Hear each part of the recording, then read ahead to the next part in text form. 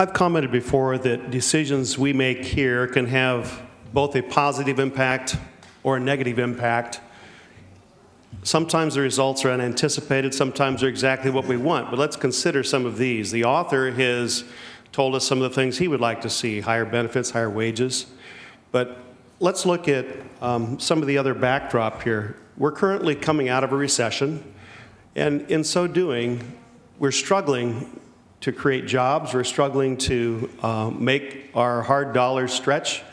So the question is, does this legislation help people's money go farther, or does it make people's money, they have to spend more to get the same amount of thing? I would argue that it'll result in higher prices because you're requiring more regulations, more hoops to jump through, and indeed you're creating a disincentive for some of the efficiencies achieved by an economy of scale.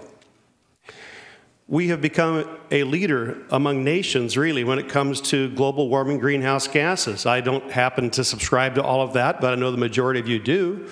And we tout that we want to lower our carbon footprint. So we have envisioned bills such as SB 375 and others that encourage smart growth. We want people to be walking more. In here, you have stores in which one can walk to their automotive goods, they can walk and get their pharmacy goods, they can walk and get their groceries, they can get their personal cosmetics. They can basically go to one place and walk and get all of this stuff.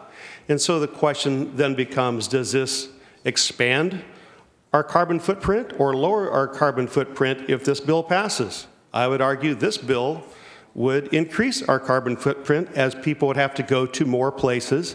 Not everybody has public transit, can drop them conveniently off at one place. Many of us in this room came from local government. You remember what it was like when the state issued mandates without any money to pay for them. Or remember back when you received those and how you felt about that, because this is what we would be doing. Does this bill create a mandate to local government? Absolutely. We would be telling them from top down how they have to come up with this economic impact report. And in so doing, we don't actually give them money because they have the ability to raise taxes or fees themselves to pay for this. So we're giving them a responsibility, we're not sending funding with it. We make them be the bad guys and pay the cost for this by raising fees. And then also recently, CEO Magazine subscribed to something many of us have said, many of the reports say the same thing, that California has the absolute worst business climate in the nation. Now, we can sit back and struggle with that and accept it and embrace it, or we can try to change that. Does this bill help us to become more friendly to business, to creating jobs, or does this bill take us in the other direction to where we continue our downward spiral? If there was 52 or 53, we would probably do that. We're 51 because they count District of Columbia in there.